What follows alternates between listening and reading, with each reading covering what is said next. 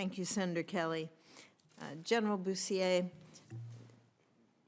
I urge you to work closely with Secretary Mink and also to be able to reach that next milestone that we have with Sentinel.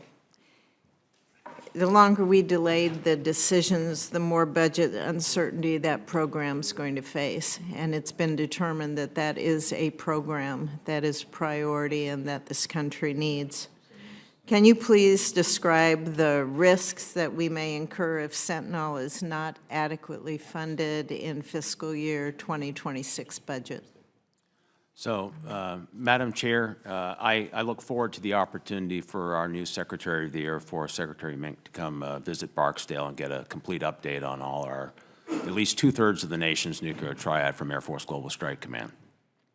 As it relates to the Sentinel weapon system, I've said in several public forums that this July will be the 55th anniversary of fielding the Minuteman III capability, the 91st Missile Wing in Minot, North Dakota, 55 years ago.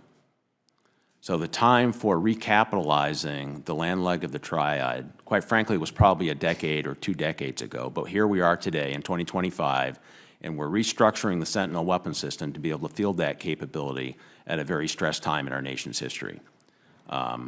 I agree with the committee's position that the Sentinel weapon system needs to be funded sufficiently to get that program back on track and field it as expeditiously as we can as a department. And I'm confident that our Secretary will have the same position. Thank you, General. Admiral Wolfe, can you provide an update on the D5EL2 and the impact of the recent contract modification that took place? Yes, ma'am. So D5LE2, as you know, is the replacement for the current system that we have.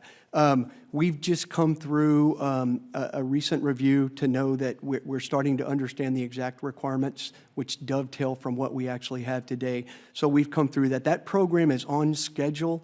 It's on track, and certainly the contract modifications were to continue down that path so that we can eventually get into our preliminary design review, our critical design review, with the goal of, right now the plan is to start flight testing of that system in 2033. We're challenging the team to pull that to the left to get early learning. It's things we've gotten, what we've learned in other programs like hypersonics.